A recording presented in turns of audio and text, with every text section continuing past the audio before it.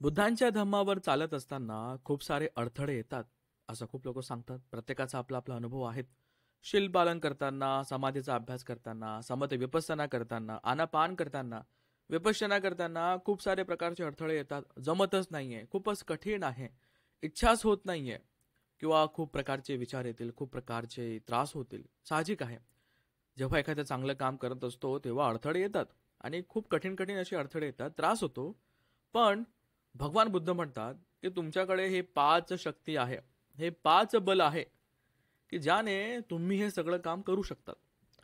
याला आपण 5 मित्र सुद्धा म्हणूया, याला आपण 5 आपले बल सुद्धा म्हणूया. ते तुमच्यामध्ये माझ्यामध्ये आहे, फक्त त्याला डेव्हलप करायचं आहे, त्याला मोठं करायचं आहे. ठीक आहे, प्रॅक्टिस करून त्याला थोडंसं मोठं करायचं आहे. आणि मग धम्म पालन करत असताना त्याची आपल्याला खूप मदत होणार आहे आणि खूप चांगल्या प्रकारे आपण धम्माचं पालन करणार आहेत. शील समाधी पय्या खूप चांगल्या प्रकारे करू शकतो जर हे 5 बल असतील तर.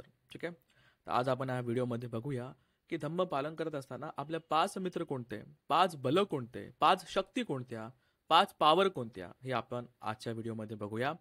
नमो बुद्धाय. जय भीम मंडळी. मी धर्मपाल साळुंके पुन्हा एकदा आपलं स्वागत करतो धम्मसंज्ञांच्या या यूट्यूब चॅनलवरती. खूप चांगल्या प्रकारे सूत्रांचा अभ्यास होत आहे. कशा प्रकारे कुशलकर्म केलं पाहिजे, कशा प्रकारे कुशलकर्माचे विपाक आहेत, फळ आहेत, हे सगळं आपण बघत आहोत आणि याचा खूप चांगला प्रतिसाद आपल्या सगळ्यांकडनं येत आहे. खूप साऱ्या लोकांना पाली शिकण्याची इच्छा होत आहे. लवकरच आपण पालीचा कोर्स आणू. लवकरच व्हॉट्सअपच्या ग्रुपवरती याची माहिती सुद्धा आपल्याला देण्यात येईल.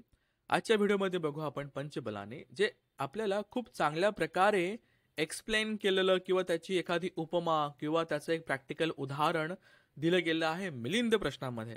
तर मिलिंद प्रश्नामधनं आपण हा चॅप्टर काढलेला आहे. खूप इंटरेस्टिंग आहे, खूप सुंदर आहे. नीट बघा, नीट वाचा. कळलं नाही तर परत वाचा, तुमच्याकडे पुस्तक असेलच मराठी हिंदीमध्ये मिलिंद प्रश्न वाचा. काही अडचण असेल विचारा, पण एकदा खूप चांगल्या प्रकारे याला समजून घ्या. मिलिंद राजा, मिलिंद राजा कसा होता हे सगळ्यांना माहिती आहे, बरोबर. आणि बनते नागसेन यांची भेट कशी होते. मिलिंद राजा इतका हुशार, आणि त्या हुशारपणाचा, त्या अभ्यासाचा, त्या तत्वज्ञानाचा, आता ग्रीक लोक हे ऑलरेडी खूप हुशार होते, तत्वज्ञानी लोक होते, फिलॉसॉफर्स होते, बरोबर. त्यांच्याकडे खूप मोठा वारसा होता.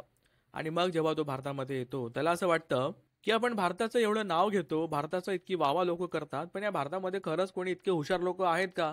वेगळे वेगळे प्रकारे तो लोकांना शोधत असतो, पण त्याच्या प्रश्नांना कोणी समाधान देत नसतं, कोणी उत्तर देत नसतं. आणि मग त्या अहंकारामध्ये तो बोलत असतो, तुच्छवतो भो जंबुदीपो पलापवतो भो जंबुदोपो नथी कोची समणो वा ब्राह्मणो यो मया सद्दिंग सल्ल पेतुंग सक्कोसी. की हा भारत तुच्छ आहे, एकदम घाणेरडा आहे. नथी कोची समणो वा ब्राह्मणो, कोणी श्रमण ब्राह्मण, कोणी हुशार पंडित व्यक्ती, यो मया सद्दिंग सल्ल पेतुंग सक्कोती, की जो माझ्याशी वादविवाद करू शकेल, माझ्या प्रश्नांचं उत्तर देऊ शकेल, असं त्याला घमंड आलेला असतो. आणि मग त्या घमंडला तोडण्यासाठी बनते नागसेन येतात. बनते नागसेन खूप चांगल्या प्रकारे त्यांच्या त्याच्या प्रश्नांचं उत्तर देतात, त्याच्या शंकांचं निराकरण करतात, त्याला शांत करतात. आणि कालांतराने तो सुद्धा बुद्धांच्या धम्मामध्ये प्रतिष्ठित होतो. आणि मग आपल्याला हा एवढा सुंदर मिलिंद प्रश्न नावाचा ग्रंथ मिळतो, जो आज आपल्या त्रिपिटकामध्ये आहे. ठीक आहे, बुद्ध आणि धम्मा आणि मिलिंद प्रश्न तर आपल्या घराघरामध्ये आहे. मिलिंद प्रश्न सुरुवातीला सोपा आहे, नंतर कठीण होत जातो. पण तसंच जर आपण खूप चांगल्या प्रकारे शिलाचं पालन करत असू, आनापान करत असू, विपश्यना करत असू, तर तो ग्रंथ सुद्धा सोपायला वाटायला लागेल. मग आता याच्यामध्ये 5 प्रकारचे बल सांगितलेले आहेत. मग कुठले कुठले 5 बल आहेत, ठीक आहे. तर आपण सगळ्यात पहिले बघूया. राजा विचारतो की भंते कुशल कर्म काय आहे किंवा कुशल धम्म काय आहे. तर भंते सांगतात, सेलंग महाराज श्रद्धा वीर्यं सती समाधी इमे ते कुशला धम्माते. ठीक आहे. मग आता हे सांगितल्यानंतर त्याच्या प्रत्येकाची एक एक एक एक व्याख्या देत असतात, डेफिनेशन देत असतात, उपमा देत असतात. त्याला डिटेलमध्ये आता भंते नागसेन खूप चांगल्या प्रकारे याला आता एक्सप्लेन करत आहे. या गोष्टींना आता खूप चांगल्या प्रकारे एक्सप्लेन करत आहेत. मग किंग लक्षण भंते शिलंती, शिलाचं लक्षण काय. ओके. मग पतिष्ठान लक्षण, पतिष्ठान लक्षण कसं महाराज, शिलंग सभ्यसंग कुशलानंग धम्मानंग. आता बघा हा शब्द किती मोठा आहे, एकच मोठा शब्द आहे, म्हणून अशा मोठ्या मोठ्या शब्दांना ब्रेक करावं लागतं. कसं बघा, इंद्रिय बल बोझंग मग्गंग सतीपठ्ठान संपधान इद्धिपाद झान विमुखस्य आधी समापत्तीनं शिलंग पतिठ्ठंग शिले पतिठ्ठो महाराज योगावचरो शिलंग निस्साय शिले पतिठ्ठाय पंचेंद्रियानि भावेति.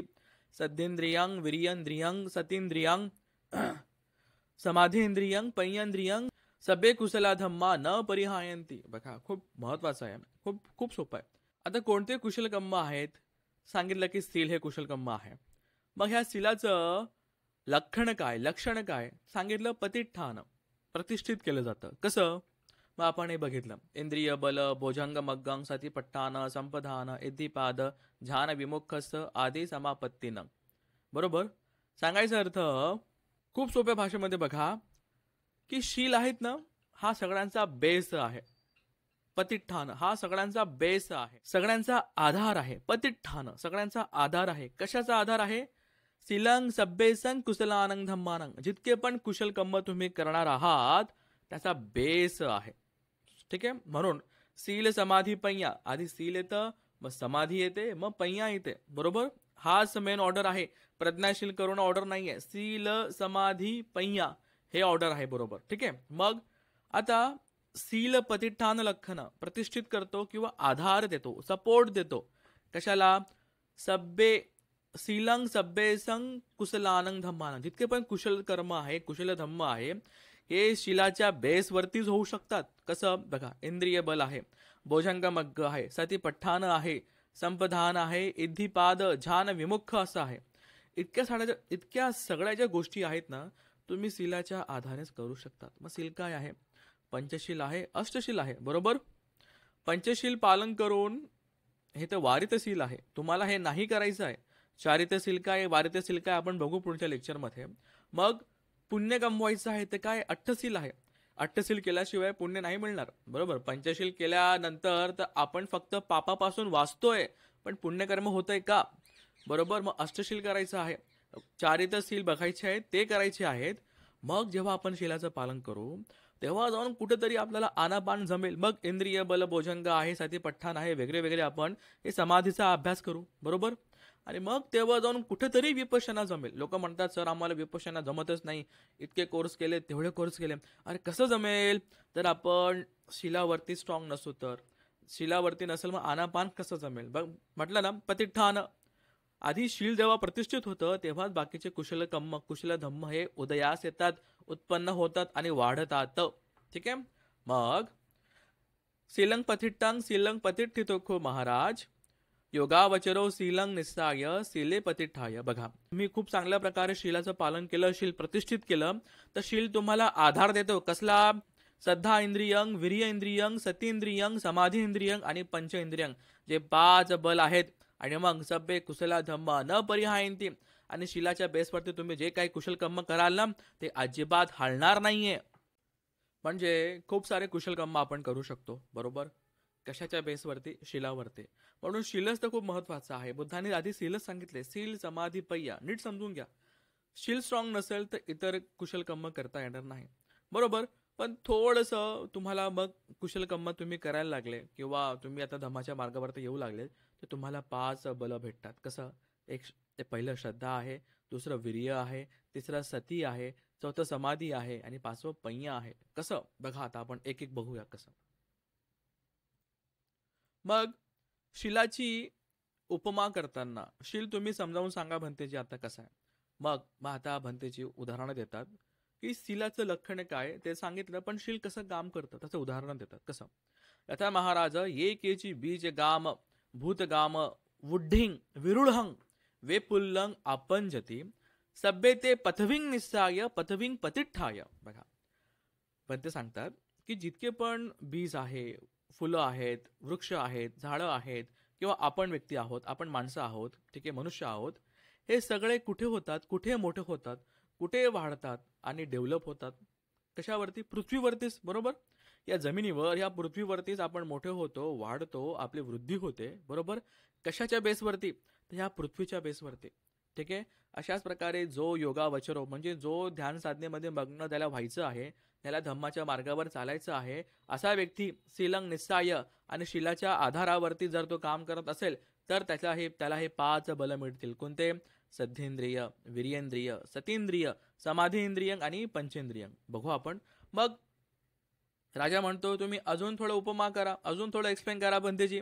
राजा मग मग भंते म्हणतात, यथा महाराज ये केची बलकरणीया कम्मंता करियंता कैरंती सभ्येत्यंग पथविंग निस्साय पथवियंग पतिष्ठाय कैरंती.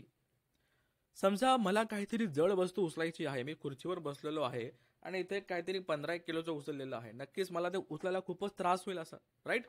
मग मला या खुर्चीवरून उठावं लागेल, मला खूप चांगल्या प्रकारे स्टँड घ्यावं लागेल, चांगलं उभं राहावं लागेल, दोघी हातांना त्याला पकडून नीट उचलावं लागेल, बरोबर? असंच आहे.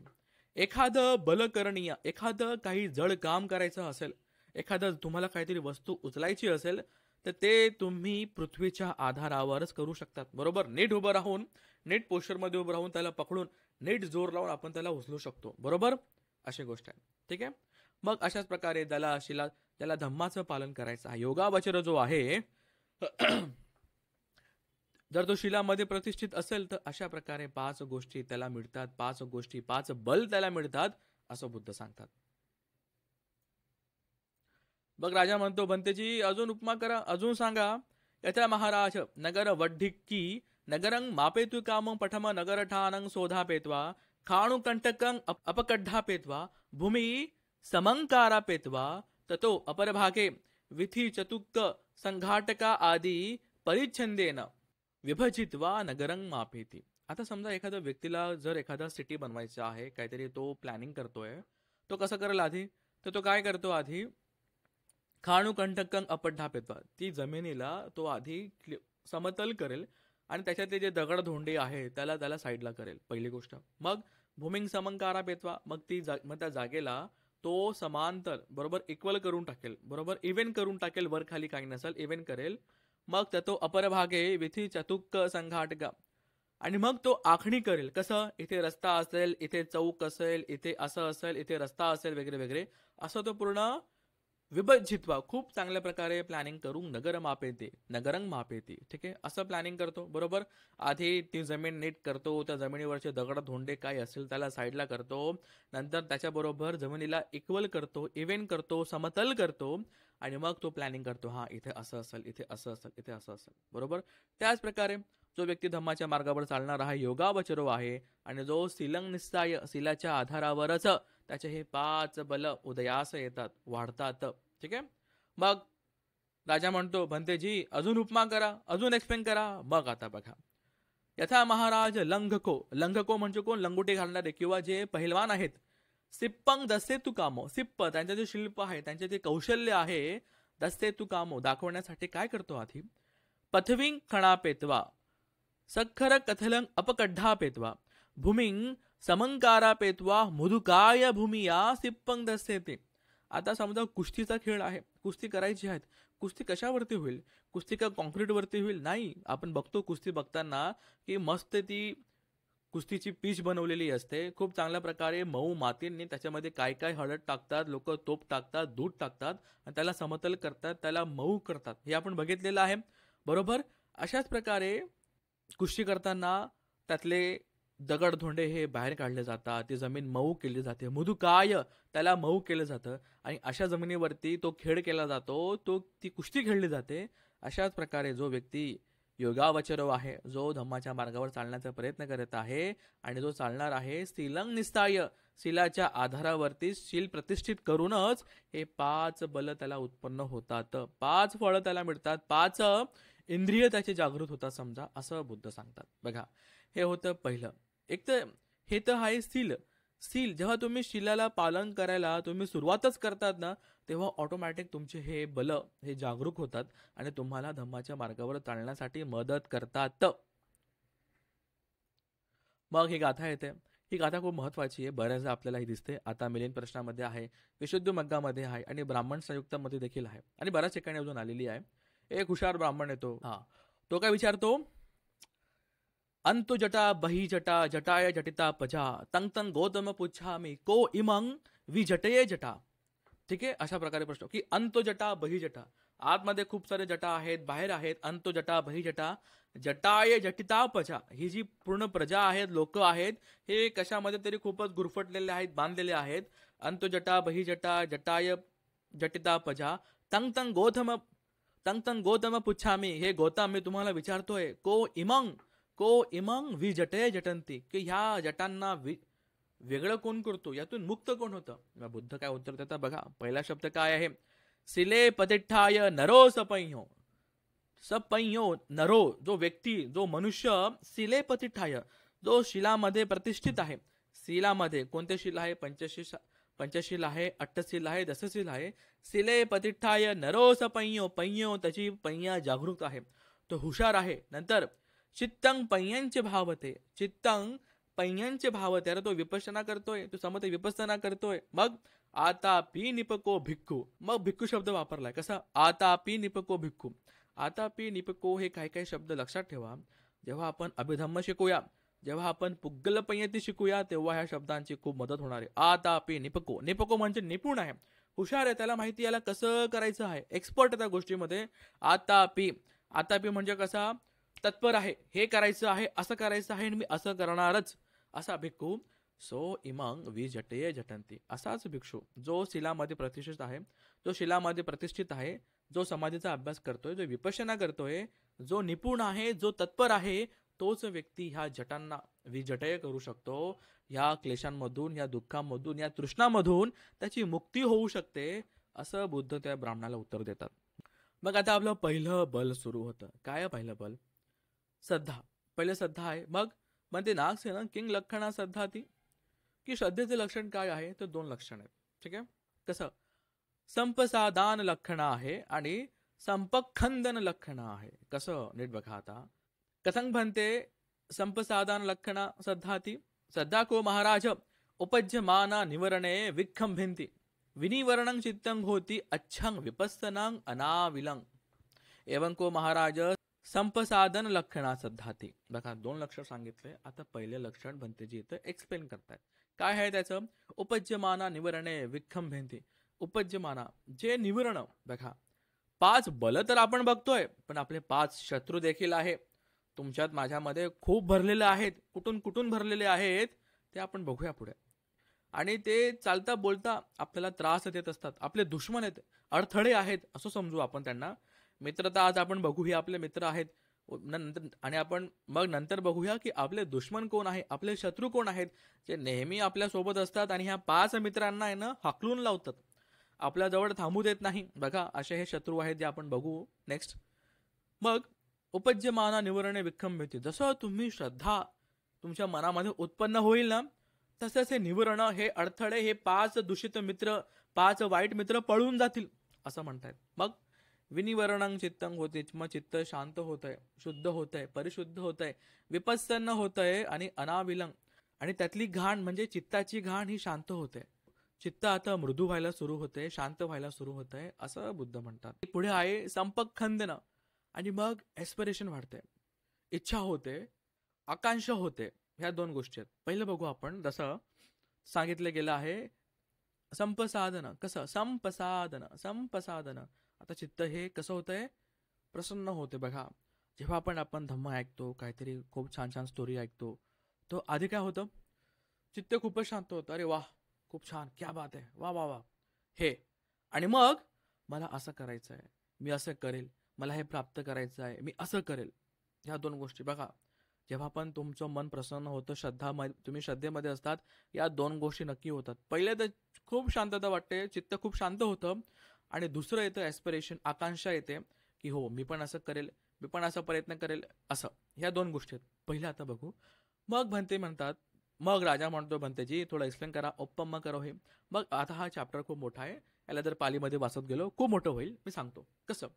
समजा एखादा राजा त्याच्या सैन्यासोबत प्रवासाला निघालेला आहे. तिथे घोडे आहे, हत्ती आहेत, खूप सारे लोक आहेत. ठीक आहे. एखादी मोठी नदी आता त्यांनी पार केलेली आहे, त्यांनी आता ओलांडली आहे, आणि राजा एका ठिकाणी थांबतो. राजा म्हणतो मला पाणी आणा. मग पाणी आणण्यासाठी हे लोक नदीमध्ये जातात. पण आत्ताच लोक इतके चालून गेलेले आहेत, तर नदीचं पाणी खूप मळकट झालेलं आहे, बरोबर. मग ते एका पात्रामध्ये पाणी आणतात, बरोबर. राजाला पाणी देतात. राजा बघतो पाणी खूप मळकट आहे. राजा त्याच्या पिशवीमधनं एक खडा काढतो, तुरटी असेल किंवा असा एक दगड की जो पाण्यामध्ये टाकताच पाणी शुद्ध होतं. तो पाण्यामध्ये टाकतो. तेव्हाच पाण्यामध्ये टाकल्या त्या पाण्यातली जी अशुद्धता आहे, शैवाळ असेल, काही कंकड असेल, काही घाण असेल, काही मळ असेल, काही धुळकण असतील, हळूहळू खाली बसतील, सगळं खाली बसतील, आणि वरवर सगळं असं हे शुद्ध पाणी असेल, पिण्यासारखं पाणी असेल आणि हीच श्रद्धा काम करते. असंच श्रद्धा काम करते. जेव्हा तुम्ही धम्माचा अभ्यास करत असता तेव्हा आपलं चित्त असंच असतं, पूर्ण घाणीने भरलेलं आहे, मळ आहे खूप सारा. पण जेव्हा त्याच्यामध्ये आपण श्रद्धा टाकतो, जसं त्या पाण्यामध्ये खूप सारी मेळ होतं, खूप सारा मल होता, खूप सारी घाण होते, धूळ होती, वेगळे वेगळे वेगळे बडगड पाणी होतं, त्याच्यामध्ये तो दगड टाकला, पाणी शुद्ध होतंय. तसंच हे जे पाणी आहे ना, त्याला आपण आपलं चित्त समजलं पाहिजे. या चित्तामध्ये असे किलेस आहेत, अशा वाईट गोष्टी आहेत आणि जशी श्रद्धा, जसं दगड त्याच्यामध्ये पडतो तशी श्रद्धा त्याच्यामध्ये पडते. हे पाणी शुद्ध होतं, परिशुद्ध होतं, पिण्यासारखं होतं. तसंच चित्तामध्ये श्रद्धा उत्पन्न झाली की हे अकुशल धम्म, हे अकुशल कर्म, हे अकुशल विचार, अकुशल गोष्टी, हे किलेस तात्पुरते शांत होतात. होतात तात्पुरते शांत होतात. श्रद्धा उत्पन्न झालेली आहे आणि म्हणून हे सगळे वाईट कर्म आता शांत झालेले आहेत. बघा, तुम्ही जेव्हा एखादं चांगलं प्रवचन ऐकाल, एखाद्या चांगल्या भंतेंना भेटाल, कशी श्रद्धा उत्पन्न होते, तेव्हा मनामध्ये दुसरे काही विचार नाही आहेत. मन तेव्हा खूप शांत झालेलं असतं, प्रसन्न झालेलं असतं. हे त्याचं उदाहरण दिलेलं आहे. बरोबर. तर ह्या पाण्याला आपलं चित्त समजलं पाहिजे आणि जो दगड आहे त्या दगडाला आपण समजलं पाहिजे की ही आपली श्रद्धा आहे, की जो खूप चांगल्या प्रकारे आपल्या मनातले क्लेश हा नष्ट करेल, कमी करेल आणि मग आपण पुढचं कुशलकर्म करू शकतो. बरोबर. पाणी पिण्यासारखं आहे, म्हणजे चित्तावरती आता आपण काम करू शकतो. चित्त आता सुपीक झालेलं आहे. चित्तावर आपण आता धम्म बीज पेरू शकतो, कुशलकर्म करू शकतो, अशा प्रकारे. मग संपर्क खंदन लक्षण म्हणजे काय? संपर्क खंदन म्हणजे आकांक्षा होणे, इन्स्पिरेशन. एखाद्या गोष्टीची इन्स्पिरेशन असणे, अस्पायरेशन असणे. बरोबर. एखाद्या गोष्टी प्राप्त करायची त्याची आकांक्षा आहे. कसं बघा, यथा महाराज योगावचरो अय्येसंग चित्तं विमुक्तं पस्थित्वा. ओ, कोणाला तरी धर्मलाभ होत आहे ते बघून चित्तं विमुक्तं पस्थित्वा, अरे दुसऱ्याचं अय्येसंग, कोणाला तरी धर्मलाभ होत आहे आणि कोणाला तरी स्वतःपत्ती फले, सगदागामी फले, अनागामी फले वा अर्हत फले. एखादा व्यक्ती स्वतःपन्न होत आहे, सगदागामी होत आहे, अनागामी होत आहे, अर्हत होत आहे. हे बघून त्याला असं वाटतं की हे मला सुद्धा पाहिजे, मी सुद्धा प्रयत्न करेल असं व्हायला, मी सुद्धा प्रयत्न करील असं बनायला. मग अपत्तस्स, जे अजून प्राप्त झाले नाही त्याला, पत्तिया, त्याला प्राप्त करण्यासाठी, अनधिगतस्स, अधिगमाय, असच्चिकतस्स, सच्चिक्रियाय, जे प्राप्त झालं नाहीये त्याला प्राप्त करायचं आहे, ज्याचा साक्षात्कार झाला नाहीये ते साक्षात्कार करायचा आहे. याची तुम्हाला इन्स्पिरेशन देतो, ॲस्पायरेशन देतो, आकांक्षा तुमच्या मनामध्ये वाढवतो. सोपं आहे. आता हे आपण आपल्या जीवनाशी आपण कनेक्ट करूया. आपण कोणाला दान देताना बघतो, चिवरदान असेल, भोजनदान असेल, इतर काही असेल, ते बघून आपल्या मनामध्ये प्रसन्नता येते. आपण साधुकार देतो आणि काय म्हणतो, मी पण असं दान देईल, मी पण भिक्षुकांना माझ्या घरी बोलवेल, मी पण असं पुण्य कमवेल. हेच आहे, हे श्रद्धेच्या बलामधूनच होतं, जे तुमच्या माझ्यामध्ये थोडंफार तरी आहे. अजून याला बळकट करायचं आहे की जेणेकरून आपण बाकीचे अजून कुशल कर्म करू शकतो, अशी गोष्ट आहे. मग राजा म्हणतो, भंतेजी तुम्ही याला पण थोडं एक्सप्लेन करून सांगा. मग भंते सांगतात, समजा महाराज, एका नदीला खूप मोठा पूर आलेला आहे. मी खूप सोपं करून सांगतोय, ठीक आहे. एका नदीला खूप मोठा पूर करून आलेला आहे, पण आणि आता नदीचं पाणी वाढलेलं आहे म्हणून काही लोक त्या नदीच्या किनारी उभे आहेत. नदीला आता कसं क्रॉस करायचं, बरोबर. पण एक व्यक्ती असा येतो, त्याला माहिती आहे कुठून कसं जायचं. तो बरोबर नदीमध्ये उतरतो आणि रस्ता बघून बघून बघून बघून बघून बघून ती नदी बरोबर क्रॉस करतो. त्या व्यक्तीला बघून इतरांना इन्स्पिरेशन मिळते, अरे हे तर करण्यासारखं आहे, त्याने केलं आपण पण करू शकतो, फक्त आपल्याला असं असं असं करायचं आहे. ते मोटिवेशन मिळतं, ती इन्स्पिरेशन मिळते, तसे करण्याची आकांक्षा वाढते. अशाच प्रकारे हे संपखंदन लक्षण आहे. बरोबर. जे तुम्हाला आकांक्षा देतं, ते तुम्हाला मोटिवेट करतं तसं कर्म करण्यासाठी, तसं कुशल कर्म करण्यासाठी, तसं कुशल कर्म किंवा मग्ग फल प्राप्त करण्यासाठी तुम्हाला मदत करतं. हे आहे श्रद्धा. ही आहे श्रद्धा, ही आहे श्रद्धा. ही तुमच्या माझ्यामध्ये थोडी तरी आहे म्हणून तुम्ही इथपर्यंत व्हिडिओ बघत आहात आणि पूर्ण व्हिडिओ बघाल. मग दुसरं बल आहे वीर्य बल. वीर्य बल, वीर्य म्हणजे खूप पराकाष्ठा करायची आहे, सपोर्टिंग आहे. कसं, राजा आह भंते नागसेन किंग लक्षण वीर्यंती उपथंबन लक्षण, उपथंबन लक्षण महाराज वीर्यं, वीर्य उपथंबिता सब्बे कुशला धम्मा न परिहयन्ति. जर तुम्ही वीर्य गाजवलं तर तुमचं जे कुशल धम्म आहे ते हालत नाही, डुलत नाही. कसं महाराज, उपमा करो हे महाराज. यथा महाराज पुरिसो गेहे पतंते अय्येन दारुना उभथंभेय उबद्धम भितं संतं एवं न गेहं न पत्येयति. बघा कसं एक व्यक्ती बघतो की अरे त्याचं घर आता पडत आहे. काय करतो तो? एक मोठा खांब आणतो आणि बरोबर त्याच्यामध्ये असा सपोर्टिंग लावतो की हे घर आता पडणार नाहीये. बरोबर? अशाच प्रकारे तुमचं कुशलकर्म जर पडत असेल, कुशलचित्त पडत असेल, तर वीर्य गाजवून आपण त्याला सपोर्ट करू शकतो की जेणेकरून ते कुशलकर्म हलणार नाही, डुलणार नाही. असं आहे वीर्य. मग भंते म्हणतात, मग राजा म्हणतो प्लीज तुम्ही आता उपमा करा भंतेची. जसं महाराज एखादा सैन्य छोटं आहे कम्पेअर टू दुसऱ्या राजाच्या सैन्यापेक्षा आणि आता त्यांचं युद्ध होत आहे. हा जो राजा याचं सैन्य छोटं आहे पण तो त्यांना असा मोटिवेट करतो, त्यांना असं बल देतो, त्यांना असं समजून घालतो, त्याला इतकं मोटिवेट करतो की हे लोक जातात आणि पूर्ण त्या मोठ्या सैन्याला हरवून टाकतात. अशाच प्रकारे वीर्य काम करतं. अशाच प्रकारे हे वीर्य बल काम करतं, जे तुम्हाला इतकं मोटिवेशन देतं, ते तुम्हाला इतकी ताकद देतं की तुमचं शील किंवा तुमचे इतर कुशलकर्म जे डगमगत असतील ना त्यांना ते सपोर्ट देतं. कसं? फॉर एक्झाम्पल मी सांगतो सोपं वीर्य गाजवायचं आहे. कसं करायचं आहे? परिश्रम करायचे आहेत, एफर्ट्स टाकायचे आहेत. अरे माझ्याकडनं शील पालन होतच नाहीये, विकाला भोजन होतच नाहीये, असं आहे तसं आहे वगैरे वगैरे वगैरे. बरोबर? आता हे अकुशल कर्म उत्पन्न होत आहेत. मग आता वीर्य कसं गाजवायचं? नाही, मी आजचा दिवस संपेपर्यंत, सकाळ होतपर्यंत मी माझं शील तुटू देणारच नाहीये. मी अष्टशील खूप चांगल्या प्रकारे पालनच करणार आहे. जे काही आहे हे मला धम्म पालन करण्यासाठी अडथळे आहेत आणि म्हणून मला हे काहीतरी विकार माझ्यावरती येत आहेत. नाही, मी असं होऊ देणार नाही. मी खूप चांगल्या प्रकारे शील पालन करेल, खूप चांगल्या प्रकारे मी स्ट्रॉंग राहील. खूप त्रास होतोय पण हा त्रास सहन करण्यासारखा आहे. मला हाही समजून घ्यायचं आहे. बरोबर? मग खूप सारे कठीण दिवस चाललेले आहेत, खूप सारं असं आहे तसं आहे, मला शील पालन करता येतच नाहीये. नाही, काहीही हो, मी एक दिवस तरी काढेल माझ्या अष्टशिलाचं पालन करायला. मी एक तरी काहीतरी करेल की आज मी ॲटलिस्ट 10 मिनिटं तरी आनापान करायला बसेल, 15 मिनिटं तरी विपश्यना करायला बसेल.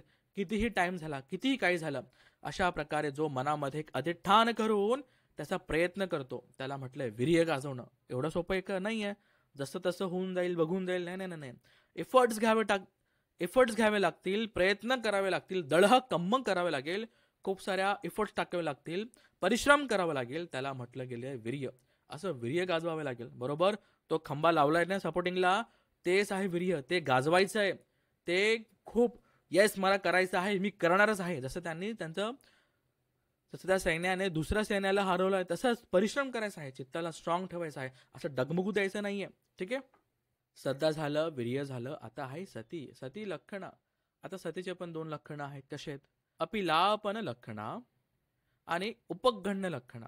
2 आहेत बघा. खूप सोपं आहे आणि खूप छान आहे. कसं? म्हणते कथांग अपिलापन लक्षणाचे मग सांगतात बघा. किती मोठा शब्द बघा हा लाल रंगामध्ये. आता आपण ब्रेक करूया. कसं? कुशल अकसुल सावज्य अनवज्य हीन पणित कण्ण सुख पटिभाग धम्मे अपिलापेती. अरे बापरे, बघा कसं आहे. अपिलापन म्हणजे काय? लक्षात ठेवणं आहे. स्मृतीमध्ये आहे, तुम्ही लक्षात ठेवतायत. कसं की हे एमे चत्तारो सती पठ्ठाना, एमे चत्तारो संपदाना, एमे चत्तारो इद्दीपाना, एमे चत्तारी पंचेंद्रियानि, एमे पंचबलानि, एमे सत्ता भोषंगा, अयं अर्यो अठ्ठंगिको मग्गो, अयं समतो, अयं विपස්සना, अयं विद्या, अयं विमुक्ती. ओके, बघा कसं आता लक्षात ठेवतो आपण. स्मृतीमध्ये आहे, आपल्याला दिसतंय काय होतंय, काय चाललंय वगैरे वगैरे. आता हे जे मी सांगेल आता हे फक्त बाता करण्याच्या गोष्टी नाही आहेत, फक्त पाठ करायच्या गोष्टी नाहीत. जेव्हा आपण सतीमध्ये येऊ तेव्हा कुठेतरी या गोष्टी समजायला लागतील. कसं? मग तेव्हा असं कळेल, अरे हे तर कुशलकर्म आहे, हे अकुशलकर्म आहे, हे करण्यासारखं आहे, हे नाही करण्यासारखं आहे, हे हीन आहे, हे चुकीचं आहे, हे पणित आहे, हे प्रणित आहे, हे काळं आहे, हे गोरव आहे, हे चांगलं आहे, हे वाईट आहे.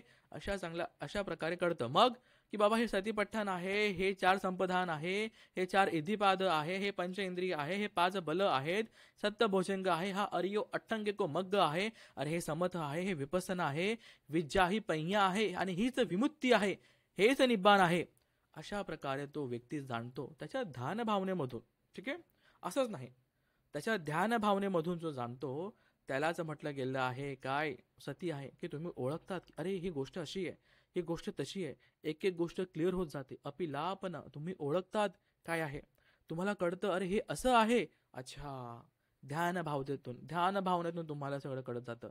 मग सेवितब्बे धम्मे सेवेती, जे धम्म सेवन करण्यासारखं आहे ते आपण इम्प्लिमेंट करतो. असेवित धम्मे न सेवेती, जे वाईट धर्म आहे, धम्म म्हणजे काय, कुशल चित्त, कुशल चेतसिका, जे वरती येत आहेत त्याला करायचं आहे, जे अकुशल आहे त्याला दूर करायचं आहे. अशा प्रकारे सतीमध्ये, सती पठ्ठान सुत्तामध्ये काय एक्सप्लेन केलेलं आहे, वा बघू आपण फ्युचरमध्ये. हे झालं सती. राजा म्हणतो भंतेजी प्लीज उपमा करा, थोडा एक्सप्लेन करा, थोडं सांगा.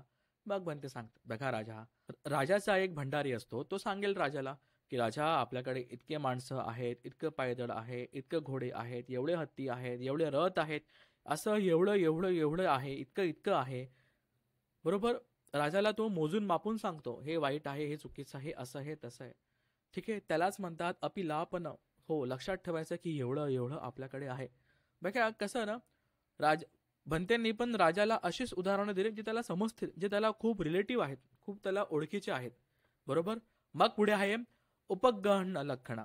मग आता हे काय, मग कसं, सती महाराज उपज्यमाना हित अहितानं धम्मानं गतियो समन्वेती इमे धम्मा हिता, इमे धम्मा अहिता, इमे धम्मा उपकारा, इमे धम्मा अनुपकारा.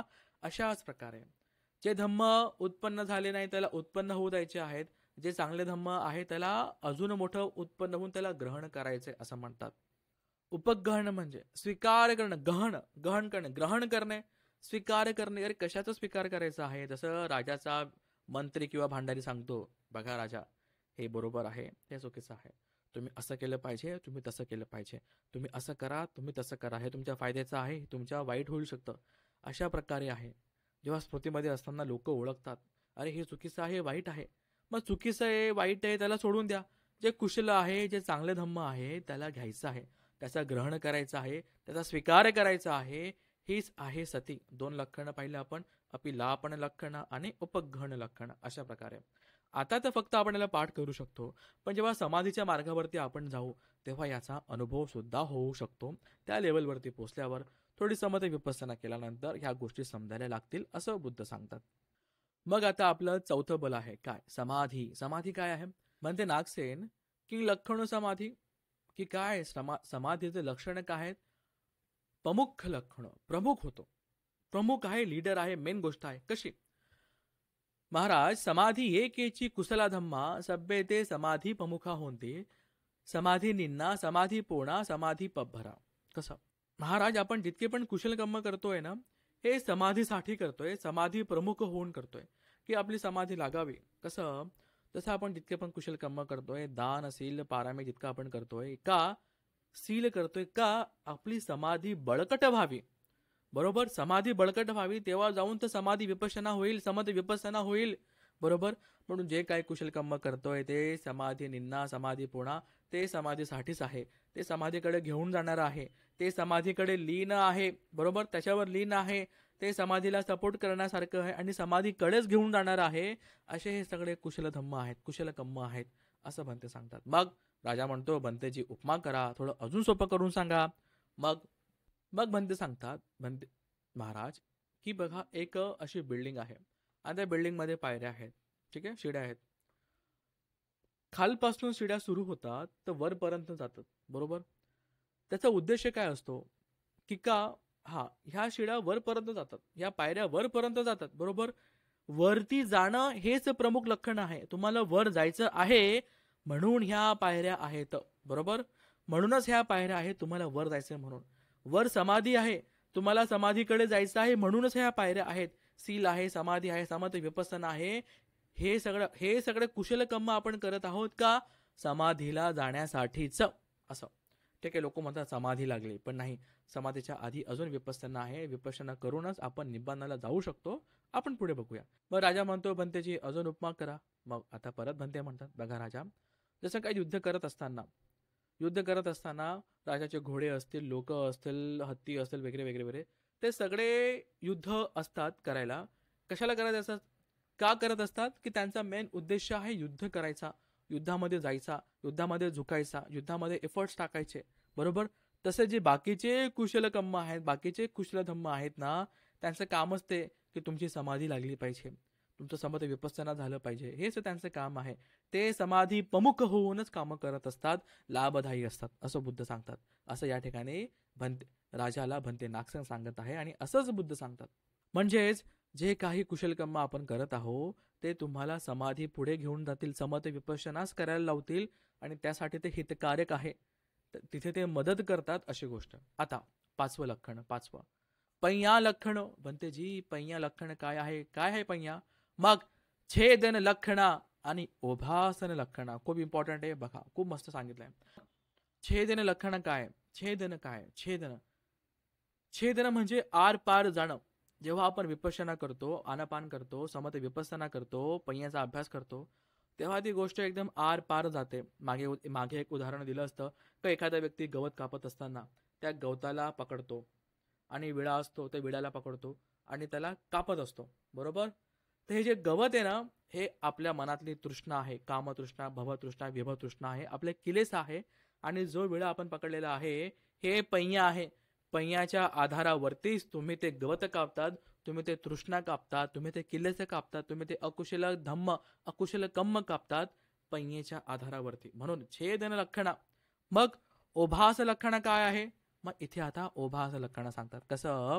महाराज उपज्यमाना अविज्यं अंधकारं विधमेति विज्योभासं जनेति ज्ञानलोकं विदेसंती अर्य सच्चानी पाकटाने करोती. की बाबा जेव्हा तुम्हाला ओभास लक्षण काय आहे की तुम्हाला अंधकारातून बाहेर काढते, तुम्हाला ज्ञान दिसतं, तुम्हाला पैया दिसते, तुम्हाला अर्य सच्च जे 4 आर्य सत्य आहे ते तुम्हाला प्रकट होतात, दिसू लागतात आणि मग तुम्हाला कळतं की हे अनित्य आहे, दुःख आहे, अनत्त आहे.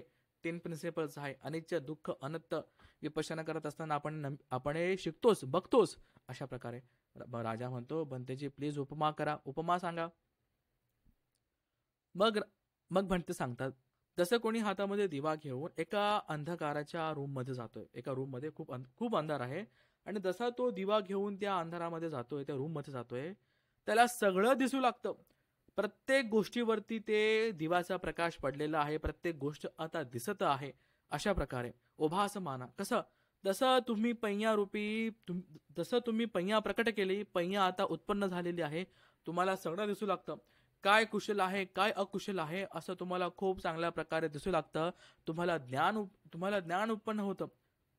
पैया उदपादी, ज्ञान उदपादी, विद्या उदपादी, लोको उदपादी. आपण जेव्हा बघू सुत्त धम्मचक्क पवतन सुत्त, वाव, खूप खूप छान बघू, खूप चांगल्या प्रकारे समजू. तसं हे पैया आहे.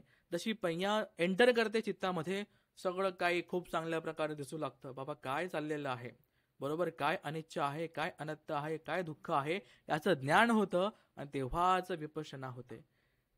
जसं सोप्या भाषेमध्ये एखाद्या रूम मध्ये अंधार आहे, तिथं आपण जशी टॉर्च लावली तसं आपण तिथे एखादा लाईट लावला, सगळ्या गोष्टी जशाच्या तशा दिसू लागतात. तसंच पैया आहे. पैयाने चित्तामध्ये एंटर केलं तर सगळं दिसू लागेल. कुशल काय आहे, अकुशल काय आहे, 4 अर्य सच्च दिसू लागतात. अर्यो अठ्ठंगिको मग्ग दिसू लागतो. बुद्धांचा धम्म कळू लागतो आणि तो चांगल्या प्रकारे समजून घेता येतो आणि तेव्हा जाऊन कुठेतरी विपश्यना होते आणि व्यक्ती निब्बाणाकडे जातात. हे होतं 5वं लक्षण. थोडं कठीण जात असेल ना, परत वाचा, हा व्हिडिओ बघा, हातामध्ये पुस्तक घेऊन वाचा. नसेल कळलं परत कोणाला विचारा सुद्धा, पण हे खूप महत्वाचं आहे. मग राजा विचारतो की भंतेजी जितके पण हे कुशल कर्म आपण बघितले, आता एक एक हे जे 5 बल बघितले, मग हे सगळे सोबत काम करतात का? भंते म्हणतात हो करतात. कसं म्हणतात, कसं करतात सांगा बरं, उपम करा, सांगा कसं करतात. मग भंते म्हणतात यथा महाराज सेना नाना संता हत्तीच अस्साच रथाच पत्तीच एकं अथंग अभिनिफान देती संगामे परसेन अभिविजिनंती. की कसं महाराज, समजा तुमच्याकडे हत्ती आहे, घोडे आहे, माणसं आहे, या सगळ्यांचं काम काय आहे? समोरच्या राजाला, समोरच्या सैन्याला हरवणं आहे. जेव्हा युद्ध होतं ते सगळे तुटून पडतात, त्या सगळ्यांचं एकच काम आहे की आपल्याला याला हरवायचं आहे. तसंच हे सगळे कुशलकर्म तुम्हाला मदत करतात, तुमचे अकुशलकर्म कमी करायला, तुमची पारामी पूर्ण करायला, तुमच्याकडनं कुशलकर्म होऊ द्यायला.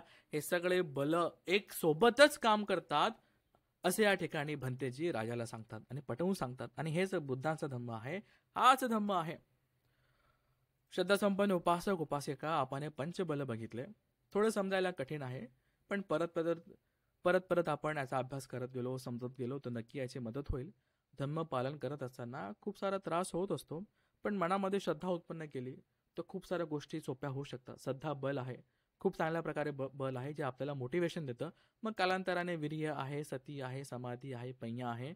अशा प्रकारे आपल्याला याला समजून घ्यायचं आहे. हे आपले पंचबल आहेत. पुढे बघू आपले 5 शत्रू कोणते. याला नीट बघून घ्यायचंय, नीट समजून घ्यायचंय, जेणेकरून धम्म पालन करत असताना आपल्याला कुठलाच अडथळा येणार नाही. खूप चांगल्या प्रकारे आपण धम्मश्रवण करत आहात, धम्म ऐकत आहात. थोडं का होईना आपण पुण्य कमवत आहोत. माझं सुद्धा पुण्य वाढत आहे. खूप सारी मेत्ता असू द्या, खूप सारं पुण्यानं मोदन असू द्या. जे काही पुण्य आपण कमवत आहे, या पुण्याच्या प्रतापाने तुमचं, माझं, आपल्या सगळ्यांचं मंगल हो. आपल्या सगळ्यांचे कुशलकर्म वाढो, आपल्या सगळ्यांचे बल वाढो आणि धम्माच्या मार्गावर चालत असताना आपल्याकडनं खूप सारे कुशलकर्म हो. खूप चांगल्या प्रकारे आपण पुण्य संचय करून आपल्या सगळ्यांच्या पारमी पूर्ण करू. सगळ्यांना निब्बान सुख लाभो. साधू साधू साधू.